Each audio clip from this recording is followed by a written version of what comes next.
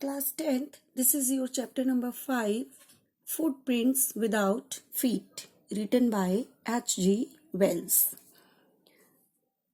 Can a man become invisible? अगर हम बात करें क्या कभी कोई मैन इनविजिबल हो सकता है? This is the story of a scientist who discovers how to make himself invisible. Does he use or misuse his discovery? The story is an extract from the novel Name the Invisible Man. जो ये story है ये एक novel है the invisible man उसका एक part है. It centres around a brilliant scientist.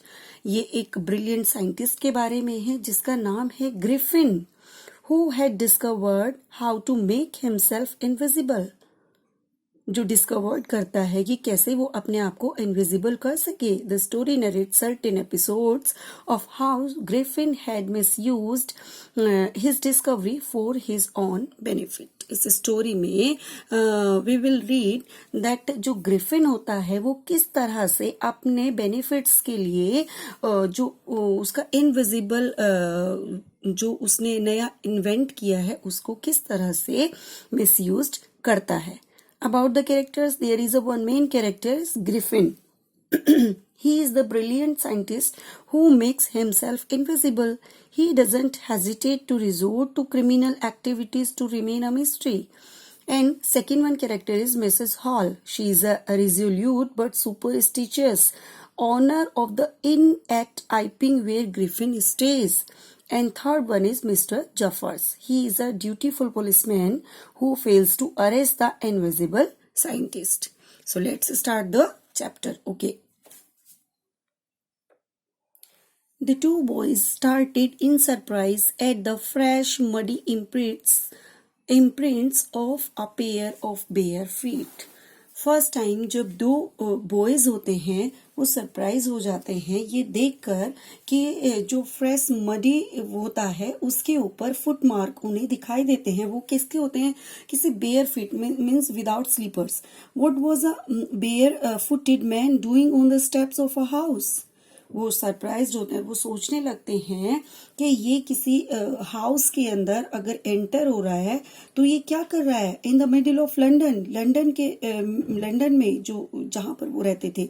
And where was the man. और मैन कहाँ है? मतलब वो दोनों आपस में डिस्कस करते हैं कि ये क्या है जिसे देखकर वो सरप्राइज हो जाते हैं. एज दे गेज, जब वो दोनों गेज करते हैं, a remarkable sight met their eyes. तो एक रिमार्केबल साइट उन दोनों को दिखाई देता है. अ fresh footmark appeared from nowhere. एक फ्रेश फुटमार्क जो होता है वो कहीं से आ रहा है. Further footprints followed one after another. धीरे धीरे वो देखते हैं कि जो फुटप्रिंट्स होते हैं वो एक के बाद एक वो उसको फॉलो करने लगते हैं. Descending the steps and progressing down the street. वो उस चीज को स्ट्रीट पर डिसेंडिंग करते हुए जाते हैं. The boys followed fascinated until the muddy impressions became fainter and fainter and at last disappeared altogether. देखते ही देखते वो लड़के दोनों उसको देखते रहते कि इम्प्रेशन कहाँ से आ रहा है मडी जो स्ट्रीट है वहां पर. और लास्ट में क्या होता है कि वो धीरे धीरे धीरे धीरे गायब हो जाते हैं. जो फुट मार्क होते हैं वो. The explanation of the mystery was really simple enough. जो मिस्ट्री होती है जो उसकी एक्सप्लेनेशन है वो रियल में इनफ है. The bewildered boys had been following a scientist who had just discovered how to make the human body transparent. bewildered means puzzled. वो जो दोनों बॉयज होते हैं वो बहुत ज्यादा पजल है और वो एक साइंटिस्ट को फॉलो कर रहे थे जिसने एक ऐसी डिस्कवर की है जिससे कि ह्यूमन बॉडी को ट्रांसपेरेंट बनाया जा सके. Griffin the scientist had carried out experiment after experiment to prove that the human body could become invisible. Griffin जो एक ग्रेट साइंटिस्ट है उसने वो क्या करा है वो एक्सपेरिमेंट के बाद एक्सपेरिमेंट करता चला जा रहा है किस चीज को प्रूव करने के लिए जब तक कि वो ह्यूमन बॉडी को इनविजिबल ना कर सके. Finally he swallowed certain rare drugs and his body became as transparent as a sheet of glass. और फाइनली वो क्या करता है, वो एक ऐसी ड्रग को रेडी करता है जिससे किसी भी ह्यूमन बॉडी को या उसकी अपनी बॉडी को वो एक ग्लास की सीट के जैसा ट्रांसपेरेंट बना सके, though it also remain as solid as glass, जबकि ये इतना सॉलिड है जितना जैसे कि ग्लास सॉलिड होता है। Brilliant scientist though he was, Griffin was rather a lawless person. Brilliant होते हुए भी एक बहुत ही ब्रिलियंट साइंटिस्ट होते हुए भी ग्रिफिन क्या था, एक लॉलेस पर्सन, मीन्स जिसको कभी किसी रूल रेगुलेशन की परवाह नहीं होती थी, एक बहुत ही ज्यादा गैर कानूनी काम करने वाला। His landlord disliked him and tried to eject him. जो उसके लैंडलॉर्ड थे वो उससे बहुत ही ज्यादा परेशान थे, उसको लाइक नहीं करते थे और वो उससे इजेक्ट मीन्स उससे छुटकारा पाना चाहते थे। In revenge Griffin set fire to the house. और उनसे बदला लेने के लिए ग्रिफिन ने क्या किया, उनके घर में ही आग लगा दिया। To get away without being seen he had to remove his clothes. इससे छुटकारा पाने के लिए उसे अपने जो क्लोथ्स थे उनको रिमूव करना पड़ा। Thus it was that he became a homeless wanderer without clothes, without money and quite invisible. अब क्या था, अब यहाँ पर जो ग्रिफिन था, ना ही तो उसके पास रहने के लिए घर था, ना ही उसके पास कपड़े थे, ना ही उसके पास मनी था, और वो बिल्कुल इनविजिबल था।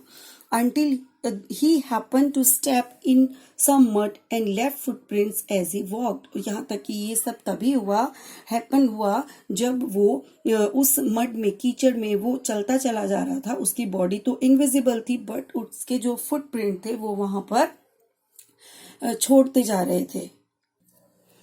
He escaped easily enough from the boys who followed his footprints in London।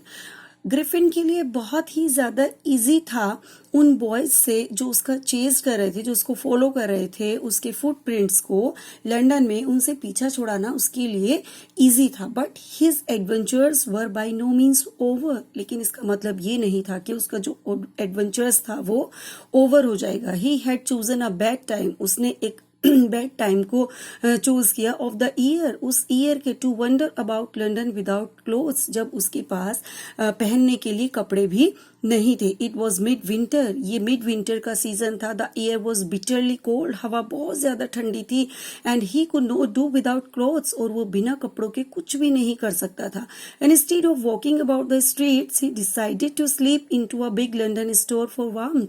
सड़क पर घूमने के बजाय ग्रिफिन ने डिसाइड किया कि वो एक लंदन के बिग स्टोर के अंदर जाकर सो जाएगा, जहां पर उसे थोड़ा सा वार्म अप भी मिलेगा। क्लोजिंग टाइम अराइव्ड, लेकिन यहाँ पर स्टोर बंद होने का टाइम हो चुका था। In as soon as the doors were shut Griffin was able to give himself.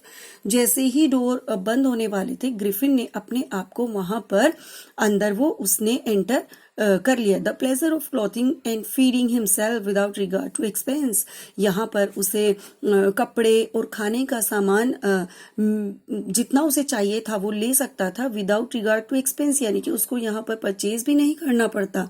He broke open boxes in wrappers and fitted himself out with warm clothes। अब उसने जितने बॉक्स रखे हुए थे क्लोथ्स के उनको ओपन किया, ब्रॉक किया, उनको तोड़ा, और रैपर्स को उसमें से उसने कपड़े निकाले, और जो जो उसे वार्म क्लोथ्स उसकी बॉडी पर फिट बैठे थे वो उसने उसको ले लिया। सून वी शूज भी उसने वहां से लिए, एंड ओवरकोट भी लिया, and a wide brimmed hat, और उसने एक बहुत ही बड़ा सा हैट लिया।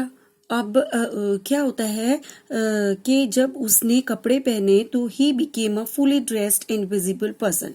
अब उसने पूरा ड्रेसअप किया खुद को और वो एक विजिबल पर्सन बन गया। In the kitchen of the restaurant के किचन में he found cold meat and coffee. उसे वहां पर कोल्ड मीट और कॉफी भी मिला। And he followed up the meal, उसने खाना भी खाया with sweets in wine taken from the grocery store. उसने ग्रोसरी स्टोर से जो जो वाइन स्वीट्स उसे चाहिए उसने सब कुछ वहां से लिया। Finally he settle down. अब वो लास्ट में जब उसका पेट भर गया तो वो नीचे बैठ गया। To sleep on a pile of quilts, वहीं पर गद्दों का एक पाइल लगा हुआ था, एक ढेर था, उसके ऊपर वो सो गया। If only Griffin had managed to wake up in good time all might have been well. यदि ग्रिफिन जो वहां के मैनेजर हैं उनके आने से पहले अगर उठ जाता है तो ये उसके लिए बहुत ही अच्छा रहेगा, ऐसा उसने सोचा। एज इट वॉज, और ऐसा होना ही था। But he didn't wake up until लेकिन वो तब तक नहीं उठ सका। The assistant were already arriving next morning, लेकिन नेक्स्ट मॉर्निंग वहां पर जो असिस्टेंट थे उस रेस्टोरेंट के, वो तो वहां पर पहुंच गए थे। When he so a couple of them, जब उसने उनको देखा कि वो वहां पर पहुंच गए हैं, he panicked and began to run, वो एकदम से पैनिक हो जाता है और वो वहां से भागने लगता है। दे नेचुरली गेव चेस, उन्हें उसका पीछा करना था। In the end he was able to escape only by quickly taking off his newly found clothes. और लास्ट में क्या होता है, अपने आप को छुड़ाने के लिए उसे फिर से अपने जो न्यूली क्लोथ्स थे उनको उतारना पड़ा। सो वंस मोर, एक बार फिर से ही फाउंड हिमसेल्फ इनविजिबल, उसने अपने आप को इनविजिबल कर लिया। But naked in the chill January air, लेकिन यहाँ पर जनवरी के मंथ में जब बहुत ज्यादा ठंडा होता है, वो विदाउट क्लोथ्स नेक था, उसके पास कपड़े नहीं थे। That's it class. This is your first lecture of chapter number 5. Okay, thank you.